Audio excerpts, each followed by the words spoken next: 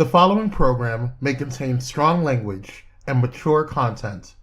Viewer discretion is advised.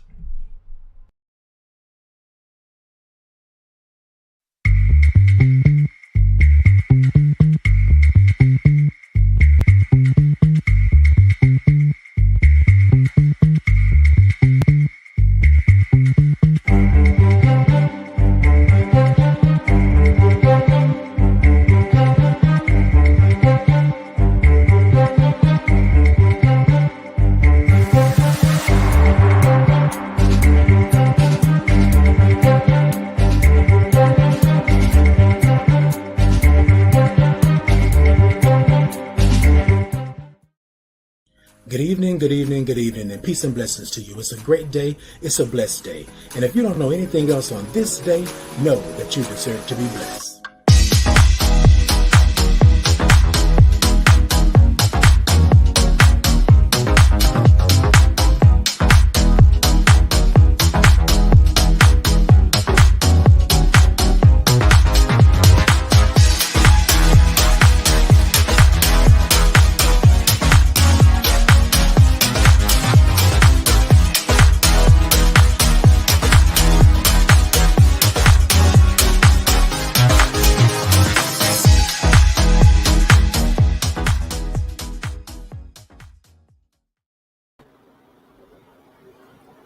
Whoa, whoa, whoa, whoa. Good evening, good evening, good evening, and peace and blessings to you. It's a great day. It's a blessed day. It's a Monday. And if you don't know anything else on this Monday, know that you deserve to be blessed. Hey, everyone. I am Titan Capri of the Titan Capri Experience. And I just want to welcome you all in on this Monday. And, you know, check in with you all. Check in with you all. Tonight, our topic is going to be Black, Gay, and Positive. Black, gay, and positive. Now, look, ladies and gentlemen, I know you all know about these things and all of that good stuff, but we're going to get into it in just a minute. But I want to give you that preface, just black, gay, and positive. I want you to think about it, figure out what you think may be or may not be, and then we're going to go forward with that. Okay. It's Monday. I hope that your weekend was a great one. I hope that everything was like they used to say back in the day, copacetic, right? And so I want to welcome you to the Titan Capri Experience. It's been a wonderful journey getting to this point, and I'm liking it. I'm liking it. So I want to welcome you too, and then I want you to go out there and search, like, subscribe, do all of that good stuff. I am Titan Capri of the Titan Capri Experience, and I am on all social media platforms as Titan Capri, right? And so I want you to go out there and check it out and do all that good stuff. So tonight, we're talking about black, gay, and positive. And I want to know, did you know about HIV? Did you know, right? Did you know that being black, gay, and positive is intersectional? And I know you're probably thinking to yourself, oh, Titan, well, what's intersectional? Well, it means that we intersect on so many levels, right? I'm going to break it down like bruh man on the fifth floor. Y'all see that? On the fifth floor. It's intersectional. I'm not only positive. I'm not only gay. I'm not only black, but I'm also a brother. I'm also a father. I'm also a cousin, a friend. I'm also a man. I'm also so many other things that come into play, right? And so sometimes we have to really think about, did you know that it was intersectional? Did you know that all these things intersect to make me who I am? And it's not just one thing. You understand what I'm saying? It's quite a few things that come together.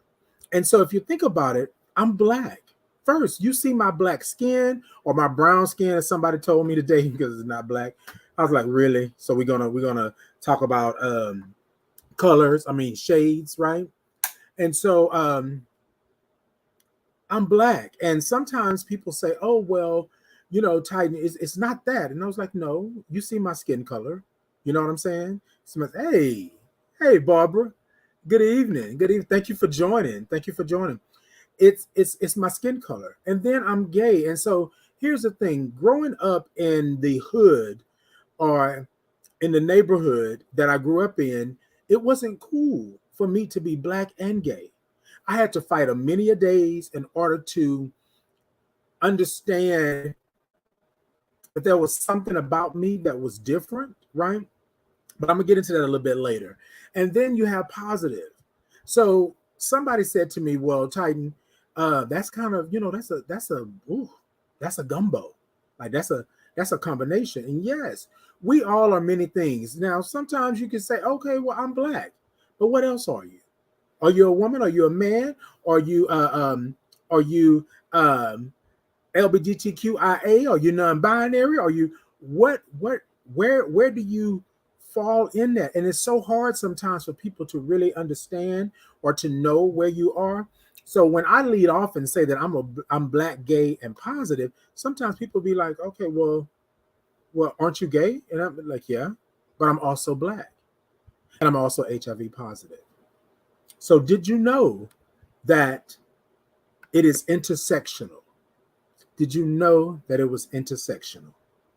That's the key right there. That's the key right there. So I want you to think about those of you watching, those of you tuning in, those of you commenting and things like that, and sharing and liking and subscribing. Those of you, think about where you're at. Are you intersectional? And the answer should be yes, I am, because I am many things, right? Now, how you identify is how you identify, but I am many things. Some people may say, oh, you gay, right? But I'm also black. I'm also positive. I'm also a father, a brother, a cousin, a friend. I'm also somebody that holds down a job, that has a business. I have so many things going on that sometimes it's hard for me to say that I'm just one way. Does that make sense? Okay, I hope it does, ladies and gentlemen. I hope it does. So we're going to get on into the thought. I know we're kind of moving, but I have a little bit of a loaded story that I want to tell you all. And so being black, gay, and positive, that's the thought tonight. And so I want to take a moment and talk with you all about where I'm at now and then where I came from. I said to myself, and myself say, Titan, what are you going to do? Right? What are you going to do? You're black, you're gay, and you're positive. Now, here's the thing. A lot of times what will happen is that people will make you feel some kind of way about being black. They'll make you feel some kind of way about being gay. They'll make you feel some kind of way about being positive. And then you have your own issues and problems and concerns about those three things that I just mentioned. So tonight I want to talk about that. I want to give you a scenario or give you a story and let you know just a little bit more about me, right? Let you know a little bit more about me. So this year I celebrated 17 years being HIV positive. And yes, I said 17 years I celebrated because there was a point that I should not have been here, right? According to the doctors, I should not have been here. I should not have made it through. I shouldn't have done all these things. But let me tell you something. When you're blessed, you're blessed. And that's just what it is. So I want to say to you all tonight that the story I'm about to tell you is something that I have held near and dear to my heart. And I don't tell many, but in these last couple of years, I've been walking in my truth and speaking my truth. And I want people to understand who I am and where I came from and who I still am, right? And so I didn't understand what being black meant, what being gay meant with being black, and then what positive meant with the two of those things. I have been called a lot of things. I have been told that I would never see heaven. I have been told that I would never be blessed. I have been ridiculed. I've been bullied. I've been pushed and pulled. And that's not just from people that I don't know. That's some of my family. I have been used and abused, right? And it's crazy because I sit back and I think on how many times I believed that my blackness was the greatest thing in the world until I got in the world. And then I was told that I was nothing. I was called the N word back and forth and this and that. And I really didn't understand it.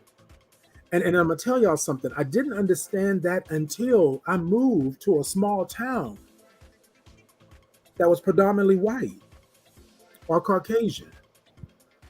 And then I understood what a was. Then I understood, you know what I'm saying? What that was. And I don't know if it was intentional. I said in the beginning that it wasn't intentional because I believe that people just, you know, spoke the way that they spoke, the way that they were raised, the way that they learned. And I had to learn that that's not right. That's not right. Why do you get the the the leeway? Why do you get the right, or why do you get the gall to be able to call me something other than what my mother calls me? Right? Like, I remember growing up, and I remember uh, um, um, um, everything was black. Everything in my neighborhood was black. And so I never really seen it except for the corner stores, except for the stores that were up like at the corners and stuff like that. They were predominantly white. But I remember doing like going to these stores and things like that. And I never really thought about the looks that I was getting or anything like that because it didn't bother me because I was a happy child. We may have been poor, but I was a happy child, right? I didn't have any issues or problems. But when my blackness started to show, I started to grow and become more of a man or more of a threat, so to speak, because I started getting taller, getting thicker, you know what I'm saying? And I guess I had a look on my face. And I remember the looks that I would get when I would go in the store. I remember how I used to wonder why they treat me this way and they didn't treat other people that way. And then later on in life, I found out, I figured it out. I really didn't know what the issue was with me until my gayness. Now, I didn't even know that my gayness was coming out. But according to people and people in the neighborhood, I was gay, and it was apparent that I was gay. And they were going to make me suffer as much as they could, right? Now, I'm speaking as someone sitting here, they've been through up and down and all around, and this is what I feel. Now that I look back on how people approached me and how they talked to me and stuff like that, I can understand where they're at, right? Before I couldn't get it. I didn't understand. My gayness was something that came out, and instead of it being a beautiful thing for me, it became something that was nasty, that was devastating, that was ugly, because everybody picked on me because I was gay. Everybody wanted to fight me for some reason. And it got me to thinking like I couldn't even be myself, right? I didn't know what myself was. First off, I really couldn't be black in certain spaces. I had to know how to code switch in order to survive, in order to live. And then here I come being black and being gay. And now I got to find out how to survive all over again. After I done got jumped, after I done got beat up, after I done got ridiculed and stuff like that, I now I got to figure out. After I've been told that I was going to hell, that I wasn't going to heaven, now I got to figure it out. I'm black and I'm gay.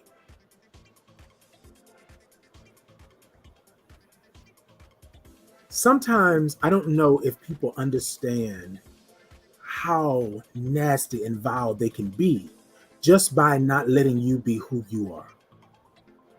How nasty and ugly they can be by making you to be somebody that you're not. What if I could have expressed myself? What if I could have loved myself the way I was at that time? What if I could have walked in my truth at that time?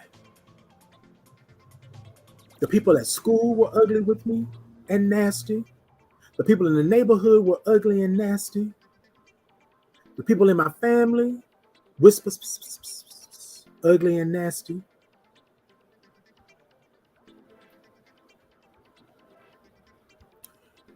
Sometimes you have to take a moment and understand that although we want a perfect world, that although we think that the world is wonderful and great, it is nasty at times.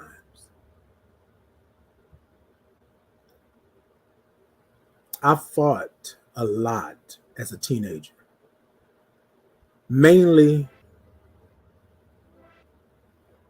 just to be me. I fought a lot. Me and my moms and my brother and my cousin, we were all talking, and they were talking about how many fights I had had, that I had been expelled from school, that I had gotten into these fights. 5 guys jumped me one day when I skipped school, and it was just a lot of stuff. And then I was at church, and although I was singing in the choir and I was on part of the junior deacons board and all of this stuff, I still wasn't good enough. I still was wrong and I was bad. Then I would go into these stores, and then the Caucasian people would make me feel even worse because of my skin. Not that they knew who I was, not that they cared who I was, but my skin. I remember one time, and I was really, really young, and I don't know why I remember this out of everything. And my grandmother took us to a store. I'll never forget this. My grandmother was a maid. My grandmother's really fair skinned though. And so she took us to this store, and this lady walks up to her,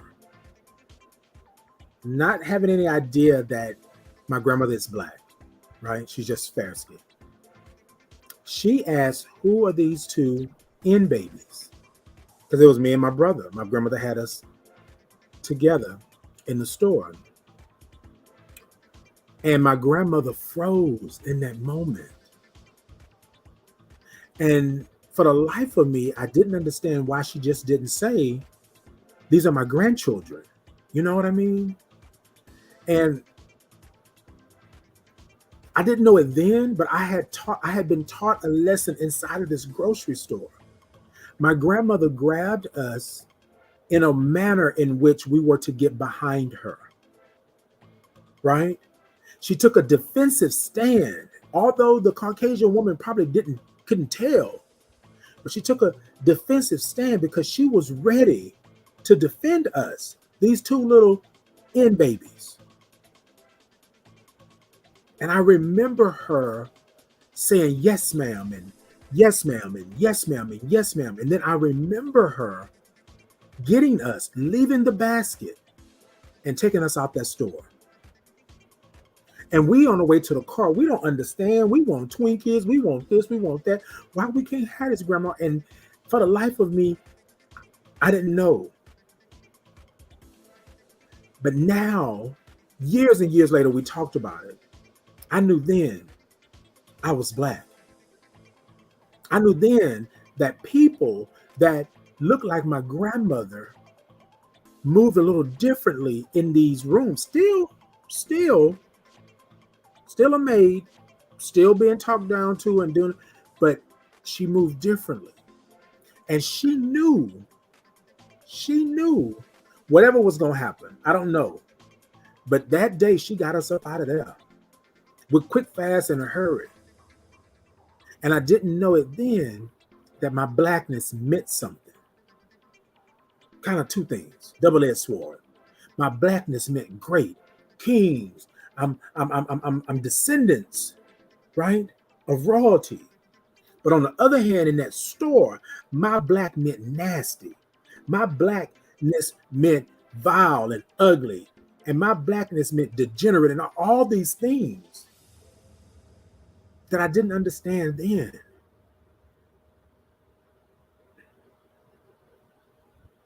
Then I remember one day me trying to keep up with everybody else, because now, y'all, I'm skipping forward, right? Because I need to get to this. Me trying to fit in with everybody else. I had girlfriends, right? And I'm not going to tell you that I didn't love them, because I loved them for what it is that I thought that I was supposed to love them for. I love them in a manner in which I didn't even understand that I was different until society told me I was different. I thought I was like everybody else. I could run faster than them. I could jump higher. I could, throw these hands if I had to because I was fighting all the time. Um, I was able to do this, and I always had girlfriends. So what else did y'all want from me? But they didn't want me in the circle because I was different. Even the old ladies down on the corner of the street that I grew up on would say things like, "Oh, that little baby's special."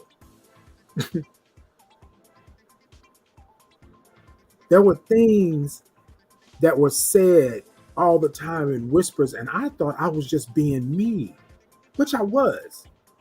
I didn't know it was bad. And it wasn't until I got to junior high, I believe, that sugar went to. That's when I fought the most. That's when I was always, just about every day, coming home from Hartman Middle School, I was fighting. Now, one thing I'm going to say on this, I don't fight no more. I don't do those things like that. But let me tell you, after you've been in so many fights, it's not too many more you're going to lose. It's not too many more you're going to lose. Now, back in the day, I would scrap you. We would scrap. We would clear the room. I can't do that now. My bones don't heal as quick. Things don't do what they used to. But it was everybody in the neighborhood. They were always talking about me and this, and I felt as if I was the only one. The only one. Nobody had anything good to say to me. Now, I played sports because that's what people said I had to do as being a man. You know, men don't do this. Men don't do that. That's what it was. You a man. Man up. But they would try to always punk me. You know what I'm saying? They were always trying to come at me and say that I wasn't a man, but I could whoop the best of them. I could stand toe to toe with just about everybody. And I'm not trying to brag on that, but ladies and gentlemen, what I'm saying is I had to do something because everybody was picking on me because I was different. Nobody wanted to tell me why I was different, how I was different. Was I the only one on this earth that was different? Nobody wanted to say that, but they could ridicule and talk about me. I couldn't go to parties. I went to parties. Some girls would want to dance with me, and I didn't want to dance with them at this time because I guess my sexuality, I don't know what was happening. Even at church, we're at church and everybody has a girlfriend. We go on these trips, everybody kissing in the back of the bus and doing all this kind of stuff like that. And then it was always this other thing. In the daylight, I was something that couldn't be around. I was something that you couldn't deal with. I was something that you shouldn't deal with. But when night came, in the words of Whitney Houston, when the night comes, my lonely heart cold. No, that wasn't what it was. When the nightfall, then every man, and I say man, that ridiculed and talked about me when I was up on the corners, when I was going to the stores, whenever I was doing whatever it is that my mama had me do, going to buy some Benson and Hedges, ultralights, or whatever the case may have been. They always were extra friendly and always wanted me to come and chill with them. And ladies and gentlemen, I didn't understand it then. I didn't get it. What was that?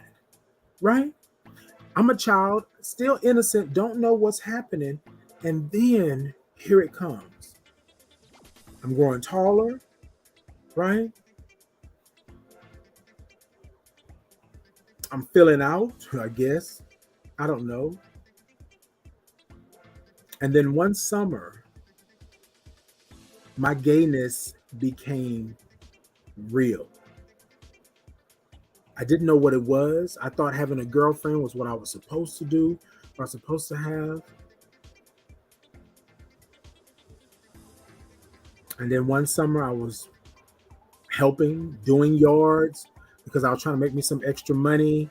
I wanted to have the flyest clothes when I went back to school, I was a little bit of a dresser, that's what I did. And I was cleaning the gutters. And this was a thing back in the day.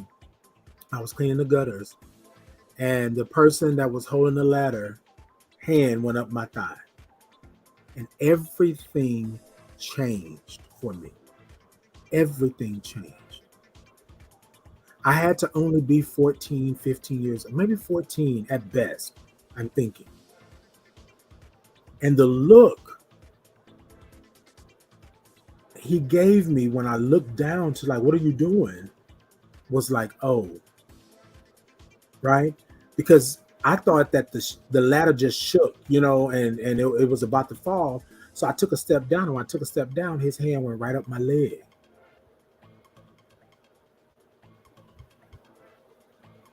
And you know what's funny is that I was told that I should not prance around like that.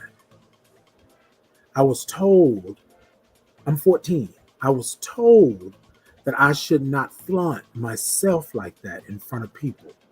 People wouldn't give me that attention if I wasn't out here flaunting. I was just being a kid. I was just being a teenager out doing whatever it was you were doing. And so over the years, I have seen things and heard things where people would say, oh, well, they were out there doing this. Sometimes some people just are pure of heart and mind and don't know what's going on. I tried to tell somebody, they didn't want to believe me because I think they liked the guy.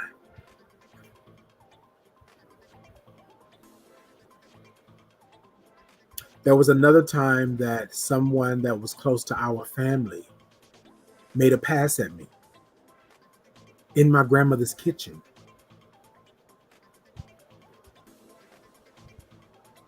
And I said to them, like, I was angry, right? I was angry because what was I doing? What was I doing for these grown men? And these are men, I'm 14 years old and they 30 and above. What was I doing? And why was nobody believing that these things were happening? So yes. Oh, I fought. You had to say my mom and we would clear the table. Okay, Michelle, we'll shake the table. But I didn't realize that I was fighting for something else. I was fighting to be heard. I was fighting to be seen. I was already feeling some kind of way because I was Black. Then here I come, now I'm gay. And people treated me differently according to them. You might not have known I was gay coming into the Caucasian store, but the Caucasian people knew I was Black. And so therefore, I deserved whatever it was that I was going to get. In my neighborhood, I couldn't even be outside and play with everybody because I was gay. Nobody wanted to pick me on the team, but I was the best at just about everything. But boys will be boys. Boys will do things. But because they think you're gay, then it doesn't matter for them, but it matters for you. You're gay. You're supposed to take all of this. Boys playing house. That was a thing. And you sometimes think to yourself, like, what? Then I think about those boys. I think about myself and think about the things that they must have encountered as well. And the only way that they could surpass it or get past it, or I don't even say got past it, was to put it on me, put it on my shoulders. Because I was gay according to them. I was clockable according to I used to have a friend of mine that used to do shows with me and would say all the time, Titan, I ain't clockable. But then would say, oh, Titan, with this 5 o'clock shadow, I'm clockable. And I used to think like, well, why? Well, like, why does it matter? But we all want to blend. We all want to blend in. And I think I was just a sore thumb, standing out. Didn't understand. Now, I'm going to fast forward a little bit But I think sometimes you have to understand where you're at. Tonight, I call this Black, Gay, and Positive because I really didn't understand how these three things were intersectional, how they built the foundation that I'm standing on, how it took me some time to even understand what these three things meant. And ladies and gentlemen, I haven't even got to the positive part yet. I'm at the Black and the Gay. And tonight, I just wanted to talk to you all about this. We have so many people that are in this world that don't know where they belong because they intersected so many ways. And then we want them to be who they are. I heard somebody say just the other day, oh, well, Titan, just be you. No, I'm being me. But at one time in this world, I could not be me. I could not be the authentic me that you see before you. Hell, I couldn't even talk about being Black and gay. For the point of probably getting jumped in my own neighborhood that I've been living in for 15, 20 years. You understand what I'm saying? Still till this day, people know me, people talk to me, we talk all right. Oh, but that's that gay dude. I ain't down with that gay-ish. You know what I'm saying? I've had people tell me that, like, I really want you anyways. You know what I'm saying? But it just tells me where society is. We are sitting here fighting the fight. We're sitting here, Black Lives Matter, but my Black life don't matter because it's gay. You understand what I'm saying? And I think sometimes, like, we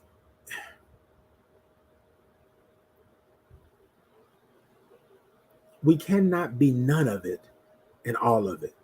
You feel what I'm saying? We got to be able to say who we are and where we are. And tonight, I'm telling you, it took me some time to even tell you that I'm Black, gay, and positive. I'm sitting here before you today, and 3 years ago, I probably couldn't even told you that. I was afraid of what was going to happen because growing up, it was always I was wrong. It was always I did this. It was always that this is what it is. And sometimes you wonder, in that moment, is it you? Is it really you? Are you really that different for them to treat you the way that they treated you? For them to tell you that you'll never see heaven. God don't like that. That's blasphemy. That's nasty. Is it? All right, ladies and gentlemen, look, we rolling. We're going to take a little moment, do a little break. I took a little sip because we're going to talk about this positive part when we come back. Kwame, go ahead on and roll that beautiful bean footage.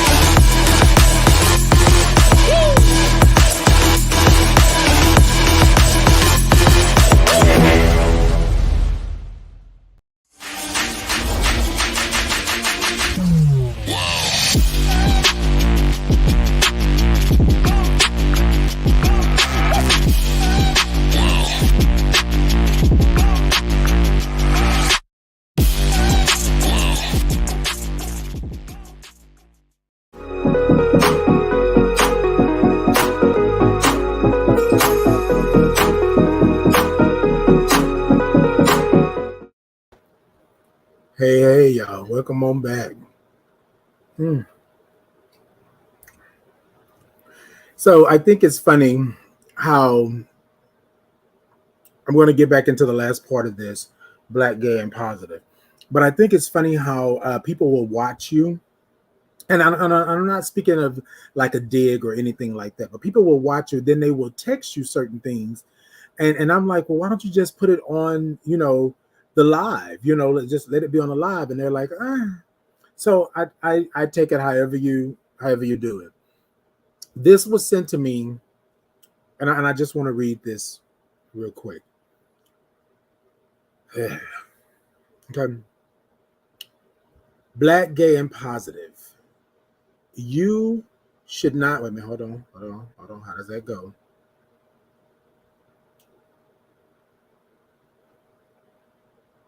So I'm not okay.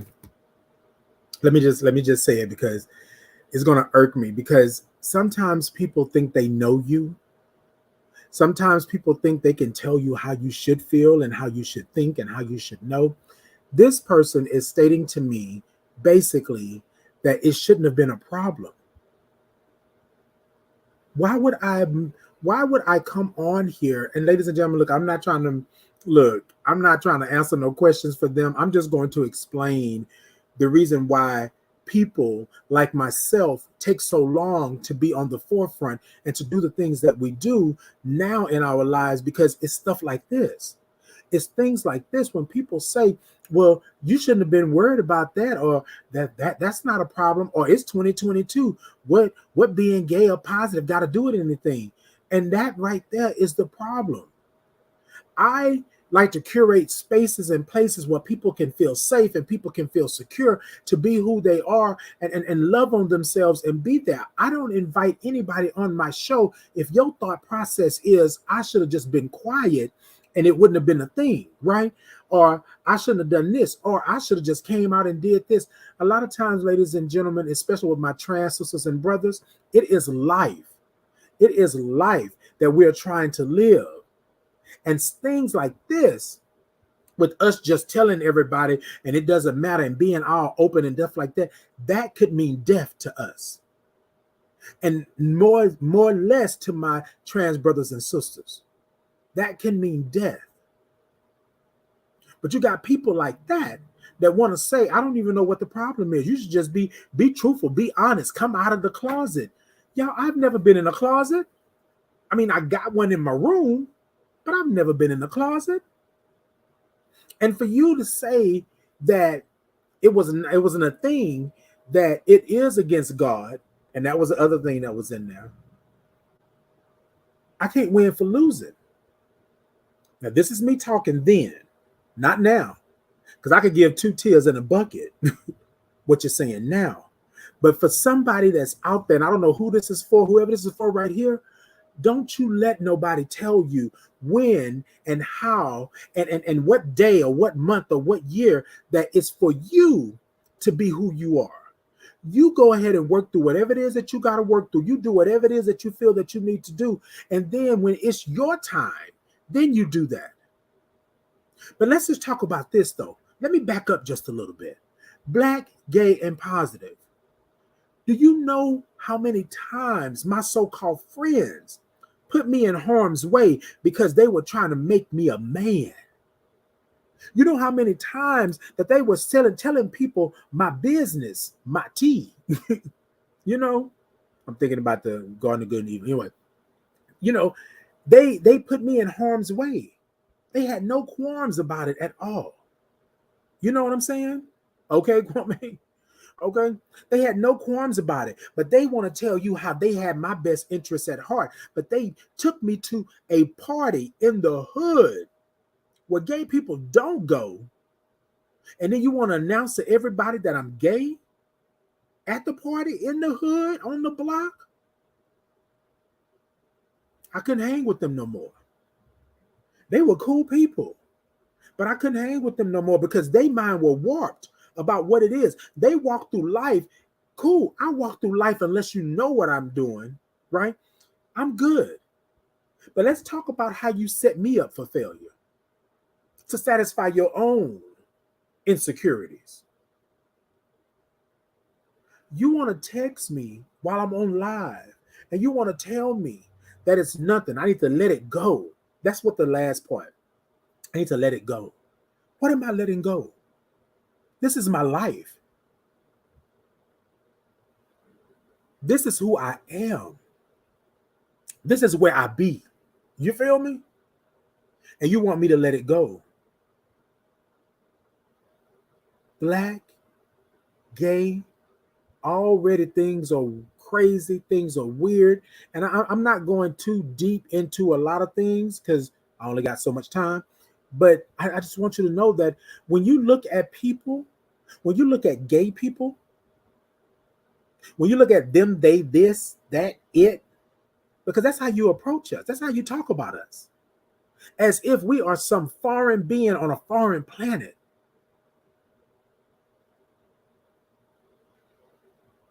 The part that I don't like is you want to tell me when it's good for me. Me. This living. Oh, thank you so much, Barbara. Thank you so much, moms. It's the silencing for me. You only want me to let it go because what I'm saying is triggering your spirit. But if I was a seal, let me stop. Look, Kwame, put it up one more time for me. One more time for me, Kwame. It's the silencing for me. See, the very thing that Kwame is talking about right here is the same thing that those men were doing. During the day, they wanted to ridicule, they wanted to fight, they wanted to do all of these things. But at night, then they wanted to call me over. Then they wanted to talk about this. Then they wanted to buy me things and promise me things. And I said to myself, Lord, what is happening? Do their wives know? Then they would tell you things like, I will kill somebody, I will beat somebody, I will do something if you tell somebody. But those are the men. I'm the one that should be stoned, but those are the men. And then, ladies and gentlemen, years later, still trying to battle with being black and gay, here comes positive. And the way I became positive was one of those things to where I lied about at first. Okay, Kwame say it sounds like some mega church preachers to me, but this ain't that type of show. Sips tea.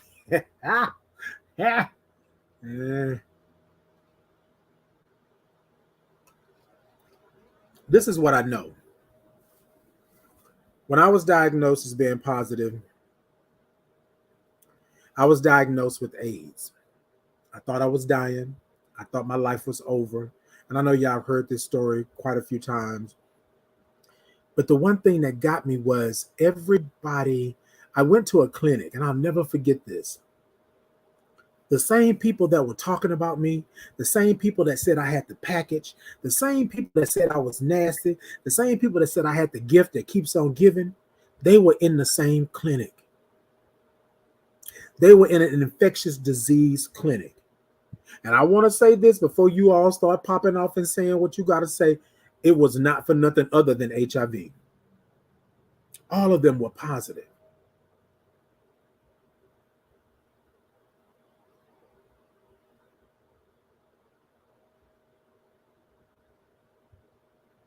I didn't know whether I was going to live or die. But then I had to worry about whether or not I was going to be accepted. Instead of me worrying about my health, instead of me worrying about whether or not I'm going to live or die, I was worried that I had shamed my family, my friends. I had shamed these people. I had shamed all of this stuff, and I didn't know what was happening.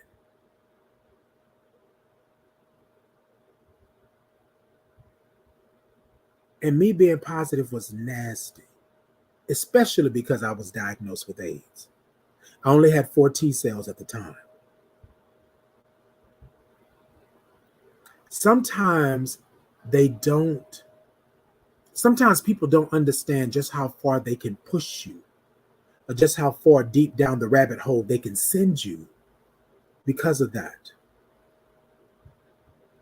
My mama says she remembers somebody getting on the elevator with me when I was at my worst, and they thought I was going to die. And she said that the man was talking to her as if I was already gone.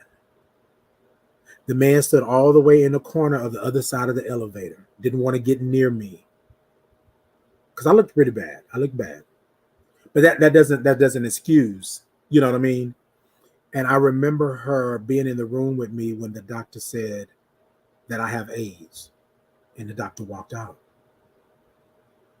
And I'm saying, wait, what? Like, I'm here for my what? Then things went crazy. I still had that air about me that I wanted everybody else to love me and like me, regardless if I was black, gay, and positive, but especially being positive. I felt like I was nasty. I felt like I had been ruined, as they would say. I felt like it was nothing. Okay, Barbara? Okay. And then I realized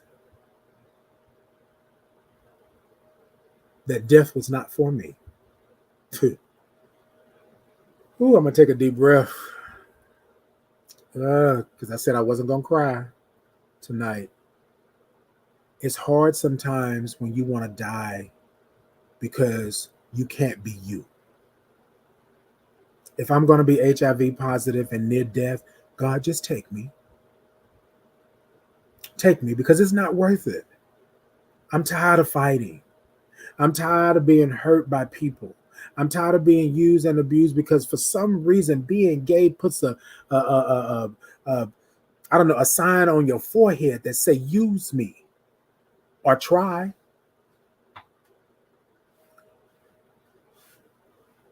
I want to talk to those out there because I'm going to close up in just a little bit. I want to talk to those out there and say to you that I own it now. It took me a while to own my blackness, to be able to stand up and fight for my blackness. I own it now to be a black gay man, to stand up in my gayness and fight for it if I have to. But I'm not afraid to speak up. I'm not afraid to be there anymore. And ladies and gentlemen, I am HIV positive, 17 years, and I have owned it enough now to celebrate me being positive. Throughout the years, I come across people all the time that are in that struggle and that fight that I was in so many years ago, up until about 3 years ago. And sometimes I still got to struggle a little bit because everything you just can't let go of. But I want to say to you tonight, you have a friend. You have a place. Stop going into these places and spaces that don't want you. Stop going into these spaces and places that ridicule you and talk down to you. And stop getting with these spaces and places, you know, these P's and D's that don't want you. They only want you for what you have or what you're doing. You need to be where you are safe. Protect your peace. Protect your peace. That's where you need to be. Protect your peace.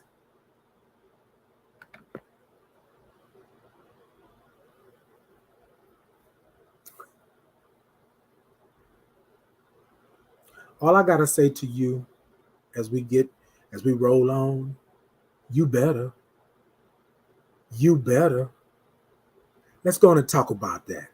You better. So this is what I want to say to you tonight. This segment of you better means you better do it, be it, love it. And what I mean by it, I mean by whatever it is that you think that it should be. You are the ish. You are you. You the only one that's going to be able to take care of you. Now, you may have somebody over here. You feel me? Thrive in your blackness. Thrive in your gayness and your positive life. Ain't nobody else going to do it for you. You better get up and move. You better rock out, have fun. You better live your life, travel, do those things that make you happy.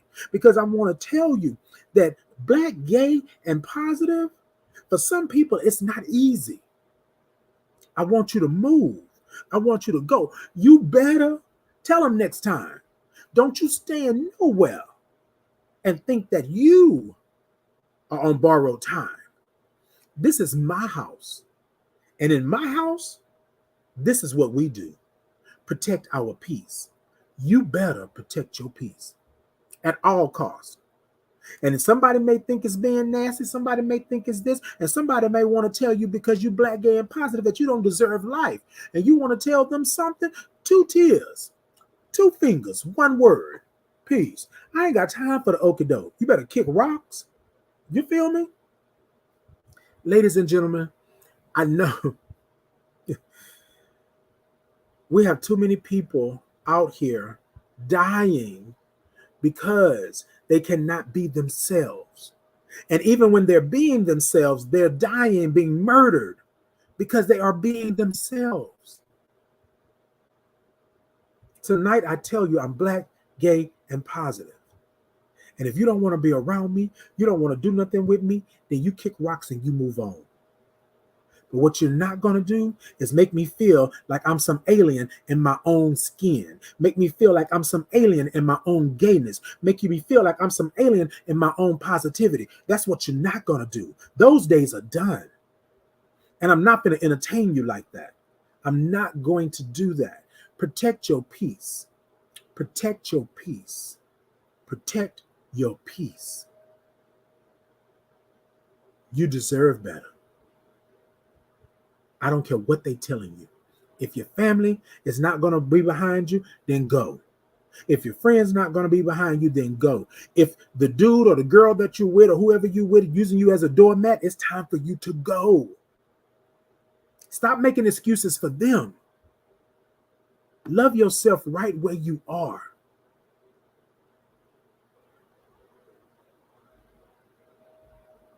Black, gay, and positive. It's not a negative. It's not a negative. I stand before you fortified in who I am. I stand before you and I want you to know that it does get easier. I stand before you and I want you to know that you are loved. And if your family don't love you, come on over here. Let Titan put some love on you. Come on over here and let Titan wrap these arms around you and let you know that you are safe. Come on over here and let Titan knuckle up with somebody because we can do it. Now I may be down for another 2 weeks until my bones heal, but you know we can handle up. Ladies and gentlemen, I want to say this to you. I love you. I appreciate you. Don't let anybody, including family, mothers, fathers, sisters, aunts, uncles, brothers, don't let nobody steal your peace. Don't let nobody steal your peace. You hear me? You deserve better.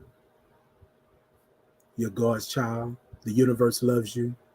And I, Titan, love you. And we here at the Titan Capri Experience, we love you as well. Y'all come on back now. You're here. Look, ladies and gentlemen, I feel good. We talked about being black, gay, and positive, and some of the stuff was a little, but the other thing is here, I'm here. The doctor told me I wasn't going to make it, but I'm here. I celebrated 17 years on May 5th, Cinco de Mayo. I celebrated 17 years of being positive when I was told that I would not live past 2 months because everything was shutting down. Baby, let me tell you how it works. Protect your peace. You don't know how long you're going to live. And for that, I need to groove. For that, hold on a second. Because we about to get out. But hold on.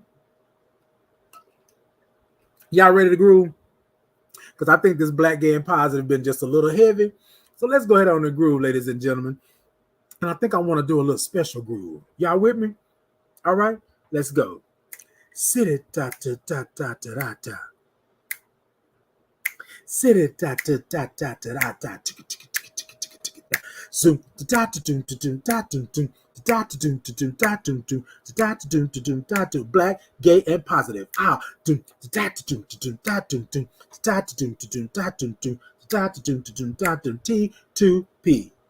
T2P. Check me out. Check me out. Check me out. Check me out. Check me out. That. Oh, I'm sorry. Look, ladies and gentlemen, I love you for who you are.